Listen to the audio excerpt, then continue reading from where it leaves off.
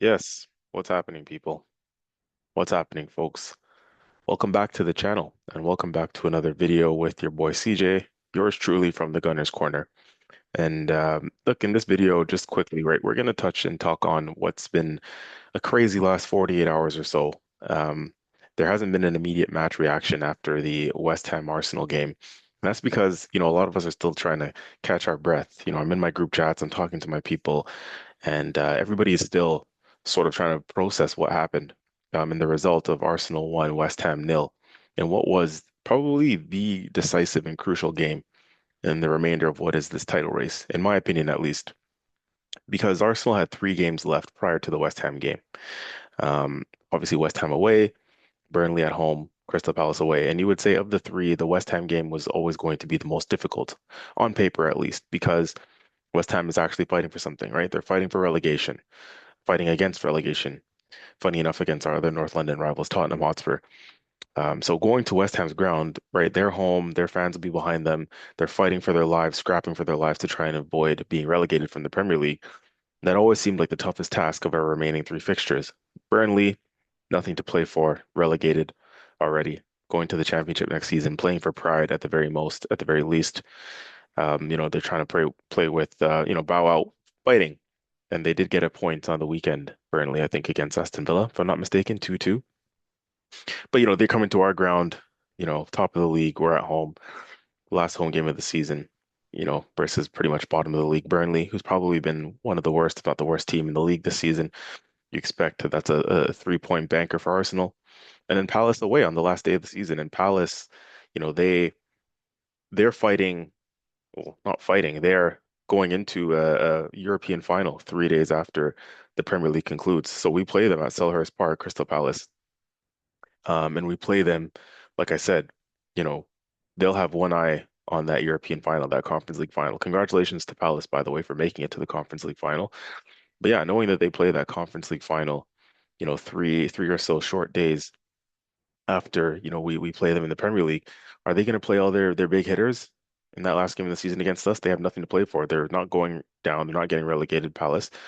They're not getting into Europe or anything. They're just comfortably where they are in the Premier League, and they're going to go again next season. Therefore, are they going to risk, going all out and playing a strong side on that final day against us? Knowing that they have, a historic potential opportunity to win a European Cup a few days afterwards.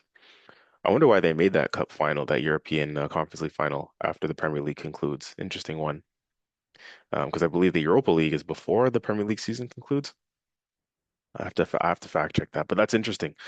Anyways, ladies and gentlemen, before I continue and get into it, please like and subscribe to the channel. We're doing great things, great stuff here on the channel already, and I can see the numbers going up. I can see your support, so we appreciate it. I can see the interaction in the comments and the engagement, so shout out to every one of you. And yeah, man, we're gonna be here, man, because we're at the business end of the season, as we know. Crunch time is upon us, and Judgment Day is coming, so we will know one way or another what's in store for Arsenal Football Club by the end of the season. But it's an exciting time nonetheless. We used to pray for times like this as Arsenal fans, and here we are. And look, there's a really crazy realization and reality that a lot of rival fans, a lot of pundits, a lot of journalists, a lot of people in the public space that is not Arsenal affiliated do not want Arsenal to win this league. And I think now they're coming to terms with the fact that this could become and is becoming a reality, that Arsenal actually just might win this Premier League. It's in our hands, two games to go. Like I said, in my opinion, on paper, we had the most difficult task this past weekend that we were able to overcome, just about beating West Ham 1-0. And yeah, now, the momentum is really with us. We have two games left to do something we haven't done in 22 years, which is lift the Premier League crown. To put it into perspective, I think, grade four, the last time Arsenal won the Premier League. Take that in, people. I think that's what, could be 9 years old, 10 years old. I was in grade four. I was just starting to get into my love and affection for Arsenal Football Club, watching my father, on TV. Or sorry, my watching my father, me and him used to watch the Arsenal on TV in that invincible season, and he used to tell me about these great players. Look at your Thierry Henry, look at this guy, he's the best striker in the world. Patrick Vieira, monster in midfield, 6'4" beast. Sol Campbell at the back, center back. absolute beast as well. One of the best defenders in the league at that time. He used to tell me about these sort of players, the spine of that team. And I used to watch them on TV and on and say, like, wow, what a team, what a side. And when you're that young and you're seeing success, you're seeing, teams lift trophies. That's sort of how you pick your your team and your allegiance to your team as a young kid, as a young child growing up, right? You look on the TV and we're all influenced by our superheroes, our role models on TV. And at that time, like I said, me being a young boy and being, with my father who was watching them and obviously his ball knowledge at the time was, you know, much more than mine. I'd like to think now that my ball knowledge has surpassed his. But yeah, like I said, I'm watching there with my dad and we're watching Arsenal Football Club and the Invincibles on TV and he's telling me, look at this brilliant side, look at this amazing football team. Thierry Henry, one of the best players in the world, top striker, Patrick Vieira, Sol Campbell. These are just some of the players that he used to tell me about, and it stood out to me as I'm watching these players, and I'm saying, wow, like look at this team, look at these players, world-class team under a world-class manager in Arsene Wenger in the red and white O2 kit at the Highbury ground. What a time that was, and it's that sticks with me, and that has stuck with me ever since. Just not only my dad telling me about that amazing and you know, top quality Invincible side. But him telling me about them and these players and explaining to me how great this team is as I'm watching them at the same time, sitting there watching on TV with him. It was a really surreal moment that stuck with me, and I enjoyed the football I was watching, even at that young of an age, and those heroes that I was watching on TV, and it made me stick with Arsenal. That really cemented my allegiance to Arsenal as a fan. And 20 plus years later, here I am still, full grown man, and I haven't seen my team win the Premier League. I've gone through all high school, all of university, and all that, watching Arsenal Football Club, fail to get over the line for one reason or another, be in our Banta era, so to speak, go through the trials and tribulations, different managers, losing players. And here we are in 2026, 22 years later. We are 2 games away from the Premier League crown. We've never been closer since, never been closer in this time period. And the reality of it is setting in. It's we sat there at the end of that West Ham game, 1-0 to the Arsenal, thinking we are almighty close now. We are very close now. And it could have been so different. It could have been so different if it wasn't for that VAR decision, the VAR intervention and the referee being brave. Congratulations to the referee, by the way, as Mikel Arteta did say. I'm not one to be big on refs. I think the Premier League refs are shambles for the most part. But it was really brave. Whilst we saw in one of our other games relatively recently, Atletico Madrid in the first leg of the semi-final Champions League at Atletico Madrid's ground in the Metropolitano, we saw the referee bottle under pressure and crack under pressure when he overturned what was a clear foul on Eze in the box late in that game, if you guys remember, right? Obviously, that game finished 1-1. Referee made the decision at the time on field in the 80 something minute to award a penalty to Arsenal for a foul on Eze. VAR got involved. Referee went over to the screen. Diego Simeone's waving his hands all over the place like this. Um, Referee overturns the decision after review of VAR. And then in that moment, we all had said, VAR re-refereed that game, and the referee cracked under pressure, being in that stadium, semifinal of the Champions League, away from home for Arsenal. He cracked under pressure and overturned his decision, and what most people thought was a penalty because it was not a clear and obvious error. So, worst we criticize, we also have to give praise. In this case, in the Premier League, Chris Kavanagh, I believe, was the referee. Somebody I also don't like very much, but hey, he was brave on this day. And the referee in this game against West Ham was brave in the London Stadium in West Ham's ground to, you know, go to the monitor after VAR recommendation and overturn his decision to award West Ham the goal because of a foul and a clear foul. I say this again, clear foul on David Raya in the box. Now, again, the realization that Arsenal it might actually win this league is not only being realized by Arsenal fans, it's being realized by everybody else, like I said, everybody outside of Arsenal circles who do not want us to win this league. And that is where the panic is setting in. And that's where the saltiness is setting in. Because you're seeing people who are saying, essentially, here's what happened. For those who've been living under a rock, right, and haven't been following along with what's been going on. In this West Ham game, in this crucial moment, um, you know, it's a corner kick, the end of the game, pretty much almost the last play of the game. And I forgot the name of the player. Is it Tudor, is it? The center back for West Ham? But he has his arm across David Raya's neck. I said this in the episode that I did with the boys, Laurent and Murdad, right? In episode 105. Go check it out if you haven't already. It's already out on the channel. But Tudor or whatever, whoever he is, the center back for West Ham, he not only has his arm across David Raya's neck area, right? That part is even contentious in itself. You can debate that potentially. But the big problem is that he has his arm across David Raya, and it's not a loose arm. It's an arm that is also, once it's across David Raya's neck area, that arm is grabbing and holding on to David Raya's arm. And David Raya, a natural position for a goalkeeper, when you're coming to collect a cross from a corner, your arms are going up like this on an upward motion. You're looking to catch and grab and hold on to that ball if you're David Raya. However, the West Ham player who is infringing, obstructing, and fouling David Raya, like I said, is not only going across Raya with a loose arm, it's the loose arm that is also holding onto and grabbing onto David Raya's hand, which therefore preventing him, sorry, from getting any extra elevation and momentum to go up to comfortably catch that ball, right? His arm is being pulled down and dragged down by the West Ham defender, who is 100% fouling him, right? If he's holding on to him for a bit, let's go. Sure. Again, maybe you can make a case. If it's like I said, a flailing arm across him, sure, you can maybe make a case. But it's an arm across Raya that stays there, stays across him, right? And is holding on to David Raya even after the ball goes and slips through Raya's hands or whatever Raya fumbles it in midair.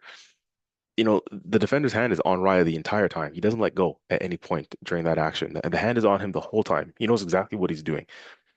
That is the major concern. That hand of the defender's hand is sticking and holding on to David Raya's arm and did not let go at any point while that corner kick was coming in, while the ball was being delivered into the box. And that is where the infringement lies. And we're still yet to hear, at the time of recording at least, the VAR's ruling, the decision, right? Sometimes they come up with, why the referees made their decision and what was the reason behind, a certain call or non-call.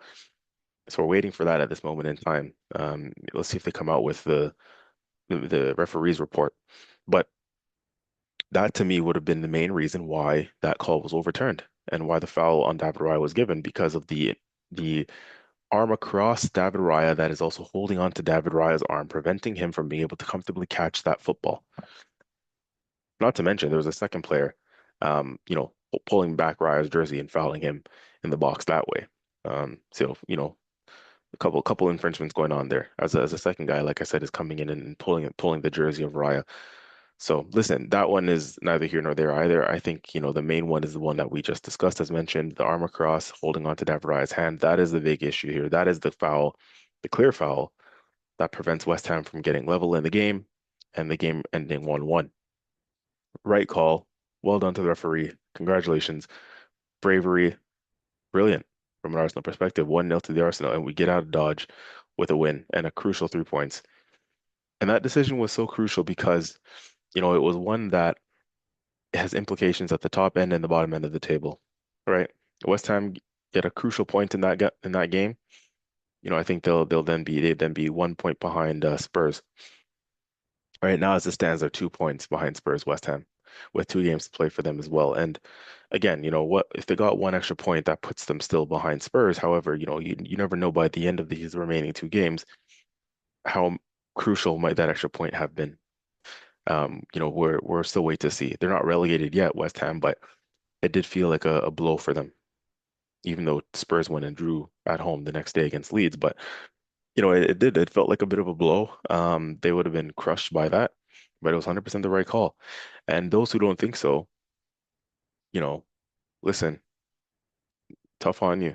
Just tell us that you hate Arsenal. Just blatantly honest. The Peter Schmeichels of the world, those, Gary Neville's, those who are coming out and have their hater glasses on. Just be honest at this point. Just tell us you hate Arsenal. Just tell us you don't want us to win the league. You'd much rather, you say that we respect it a lot more than you trying to beat around the bush and tell us and try and justify it. And what some of the justification that's coming through is people saying, like, people like the Gary Nevilles and the Schmeichels or whoever else is criticizing, saying, oh, well, Arsenal's been doing that all season long. Have we? Have we really? Because I'm yet to see any evidence. We're yet to see any evidence. The Arsenal fans who are calling for this, this defense of that situation. And the defense of the West Ham defender who's done that to David Raya. Those defending that situation and those saying that the goal should have stood because it wasn't a foul, because Arsenal have been doing it all season, will show us.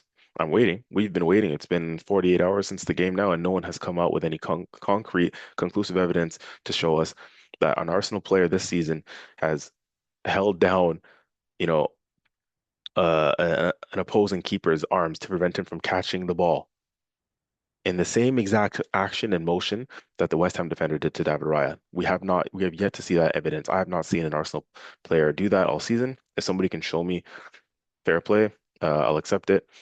But at this moment in time, it's been 48 hours, and everybody who's trying to make up this and make up that and do this AI maybe, and try and find and try and put together some BS to make it seem like Arsenal does the exact same thing. Come on, let's be real. If Arsenal did the same thing, it would have been called a foul. We've been called up on that for a foul a few seasons ago. I think it was Ben White at Leicester away, where Ben White was clearly obstructing the goalkeeper. I think it was in the 22-23 season, if I'm not mistaken, but I could be wrong. But anyways, a few seasons ago is the bottom line, 2, 3 years ago. Ben White, a corner comes in. Ben White is obstructing the keeper. I think at that time he was either holding him down a little bit or preventing him from getting, height and distance on his leap, on his jump. And then Trossard goes on to score, and at that point it was overturned by the referee and the VAR, I believe, and correctly so at that time. So, listen, when it was the one and only time that we know of that it was, Arsenal players were doing something similar, it was called up on and it was called a foul, and rightly so. Since then, nothing. This season, nothing. We have not done anything of the exact same nature to what West Ham boy did to David Raya. Nothing. We haven't seen it yet. So those saying that, oh, well, Arsenal been doing it all season, clearly not, because nobody can show us any evidence and it hasn't been called for a foul, not once yet this season, on Arsenal. So don't hate the player, hate the game, right? If you don't have the tactics, if you don't have the intelligence, if you don't have the smarts in your camp, in your coaching staff to be able to maneuver set pieces and be smart with it and, you know, I don't know, have the tactics, have the technical nous, have the tactical nous to how to utilize your players in the box and take every advantage that you can in the game these days, then it's on you, right? People used to criticize and call us for being soft, for being weak, for not having the strength, for being spineless. Now that we show a little bit of dark hearts, a little bit of backbone, a little bit of spine, a little bit of strength in the box, now it's a foul, now it's a problem, now everything is, Arsenal's cheating, this and that. Give me a break. Give me a break. The rival tears, the hatred is just lapping it all up. Like I'm loving it. Every bit of content at the moment, I'm just soaking up. I'm listening to, I'm watching, and I can do that now with the benefit of the full-time whistle gone in that game, right? But during that game, it was a mess. And like I said, some Arsenal fans still now are trying to recover from it. We're just trying to recover from the fact that that game could have gone so different for us. Absolutely could have gone so different for us. If we drop points in that game, it puts the impetus back on Man City to be in the driving seat to go on and win the league. Because at that point, right, if we drop points and City win their game tomorrow, at the time of recording, City plays tomorrow against Palace, right? So let's just have a look at this for a second. So pull up the standings. So tomorrow, City play Palace, and pulling up the table. So if we had dropped points against West Ham, we'd be on 77 points. And if City won at Palace, right, they would have 77 points then as well, right? Because right now City's on 74 points. So if they had won, if they win tomorrow, which we all expect them to, they'll be on 77 points, level on games with Arsenal. And if Arsenal had dropped 2 points on Sunday, we would have gone from 79 points to 77 points as well, with the goal difference currently being 42 for Arsenal and 40 for City without playing. So if City play tomorrow and they beat Palace, which we expect them to, I expect them to beat them by a few clear goals. Probably runs up the goal difference. They maybe level it to 42 or go beyond 42. We're both level on games by Wednesday night and level on points by Wednesday night, 77 points each.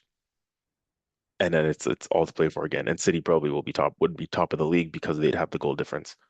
2 games each left to play makes it 10 times more nerve-wracking. However, the fact that we got all 3 points and we're now on 79 and City have 74, it's a matter, keep in mind, it's a matter in which that was done too. You know what I mean? Like, it's the fact that we City fans especially would have been cheering that West Ham late equalizer or what they thought was a late West Ham equalizer. City fans would have been cheering that to the rafters, right? And it's the fact that it gets overturned in the way it does in the very dying embers of the game that it can be such a psychologically crushing blow for City fans. Obviously West Ham fans, but City fans as well. Because the difference they'll know at this stage, the margins are so fine that the difference between 1 point and three is massive because of how tight it is up at the top of the table. So for City fans and Pep and the players to have been probably be watching that and thinking that Arsenal dropped points in the last minutes of the game, but then that decision gets overturned, which therefore keeps the 3 points in Arsenal's back pocket in the last minute of the game. Like, what kind of crushing psychological blow does that do to City? And yes, like I said, I expect them to win tomorrow against Crystal Palace. But the difference between 1 point and three was so much so that, again, we have 79 points, so that no matter what City do tomorrow, they'll still be behind us by 2 points when it could have all been different. It could have been level on 77 if we tied or dropped points. And like I said, the goal difference probably could have gone in City's favor by the end of tomorrow night. They just thrashed Brentford 3-0 on the weekend. So I expect City to thrash Palace tomorrow by a few clear goals as well. But guess what? Goal difference, if it's not level on points, if we're both not level on points, and we have 77 and if we have 79 and they have 77 by tomorrow night, it doesn't matter how many goals they win by. It doesn't matter how much they beat Palace by. Because all we have left to do is win our games. We're not relying on anybody else at this moment in time. We just win our games, we win the league.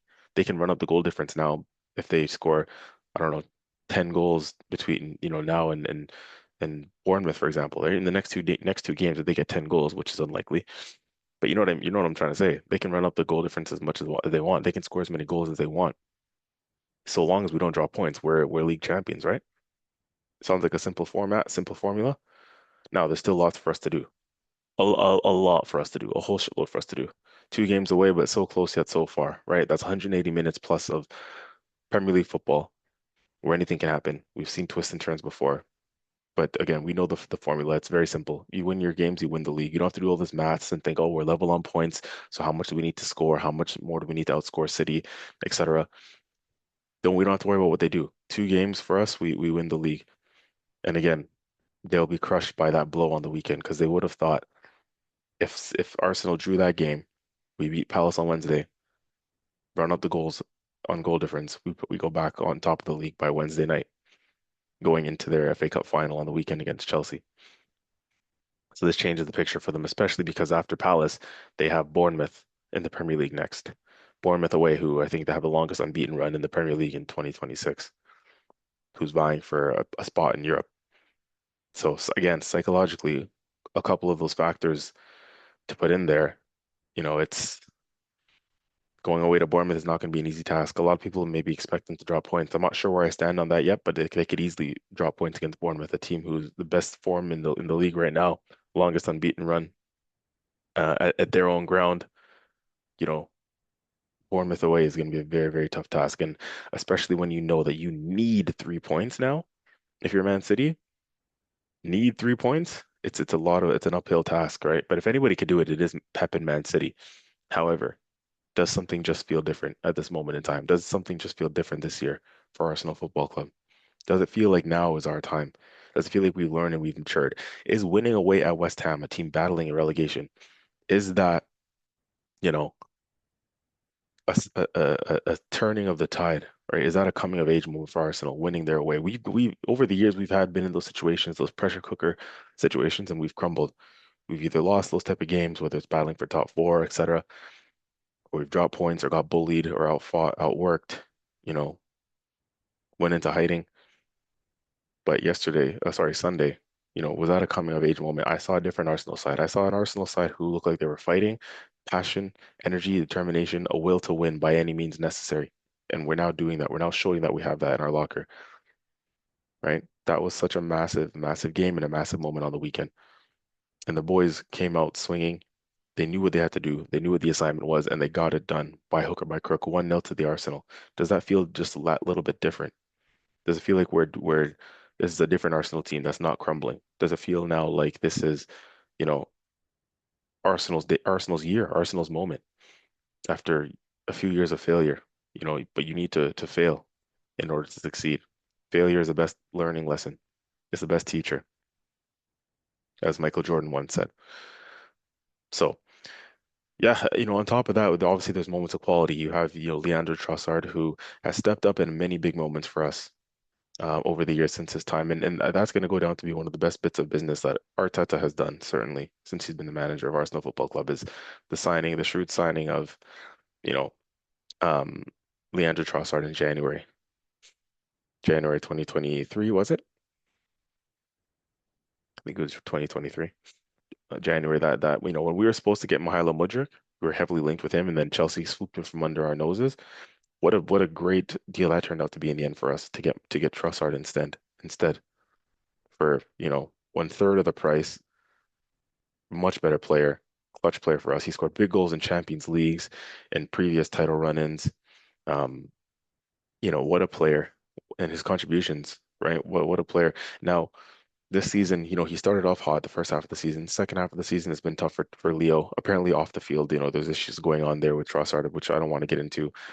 Um, we don't need to get into that at this moment in time. That's not for this video, but Trossard's been going through difficult times in his personal life, off the field at the moment in the second half of the season. And, maybe that's affected his form because he hasn't been putting the same output. And in the first half of the season, you can make the argument he was our best attacking player. But in this second half of the season, since the turn of the year, he's been a shadow of himself.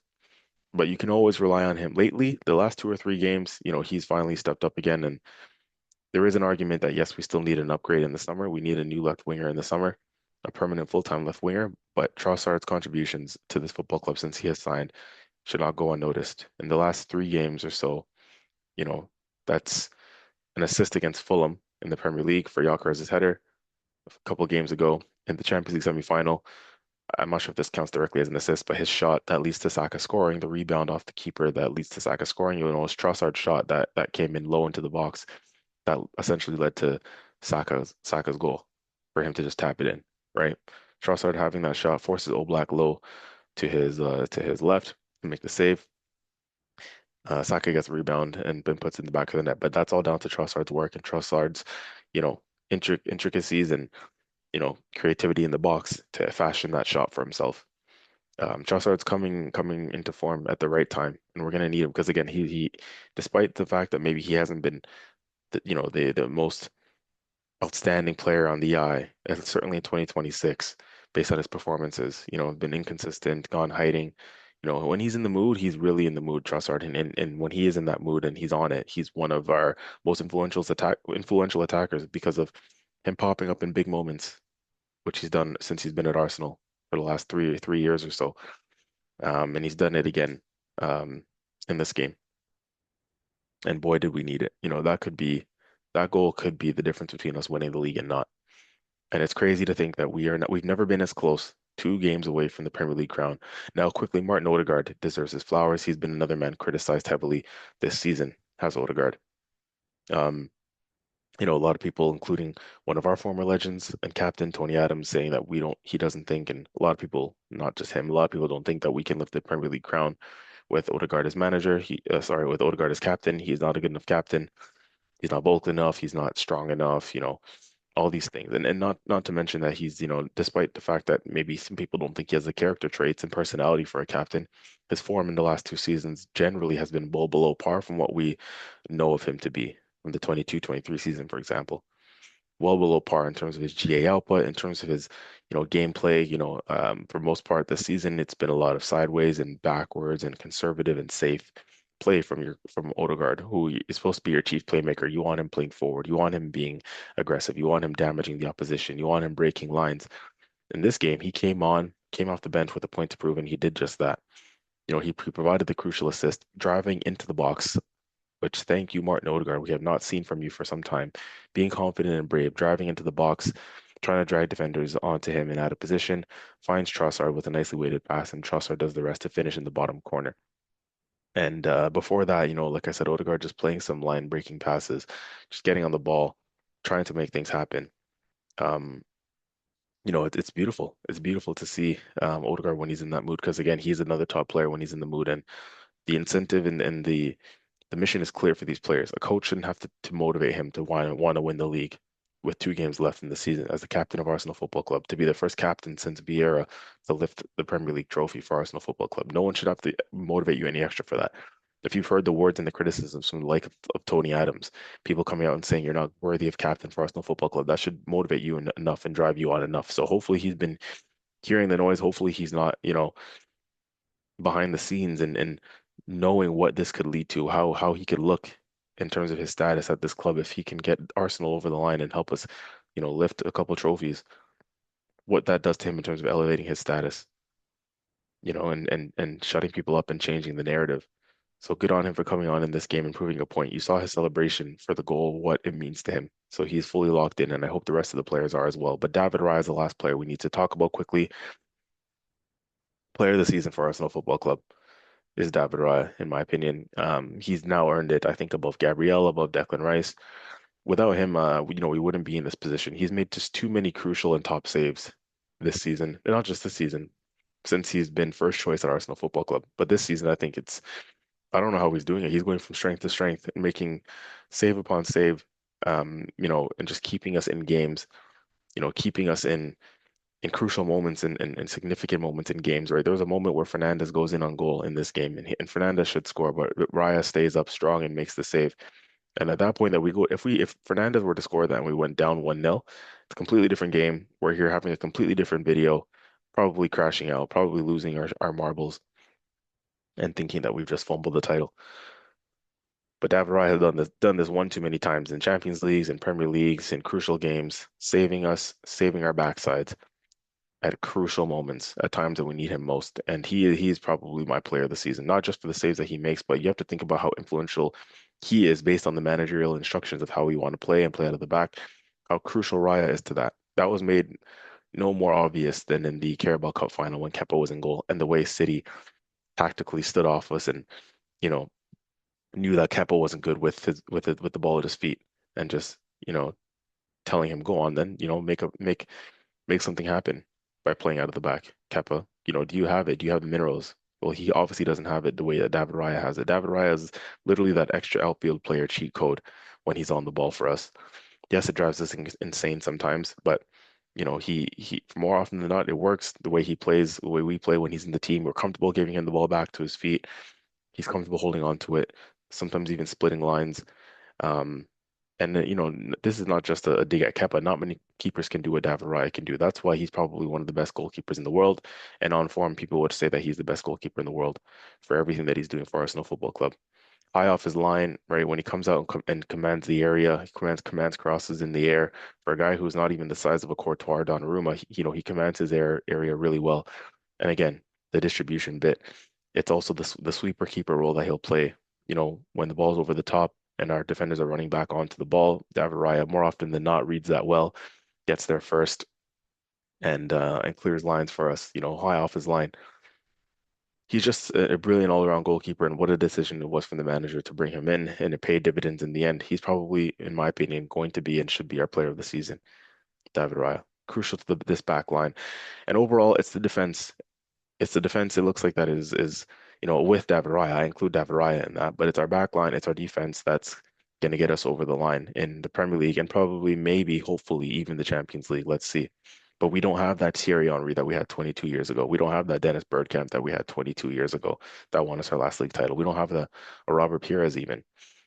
But what we have is a solid structural defense, solid structural back line, world-class defenders, and not just the defenders, but the team defends collectively as a unit. Declan Rice is another catalyst for what is a brilliant defense. The way he screens that back four, sits in front of the back four, work rate, energy engine.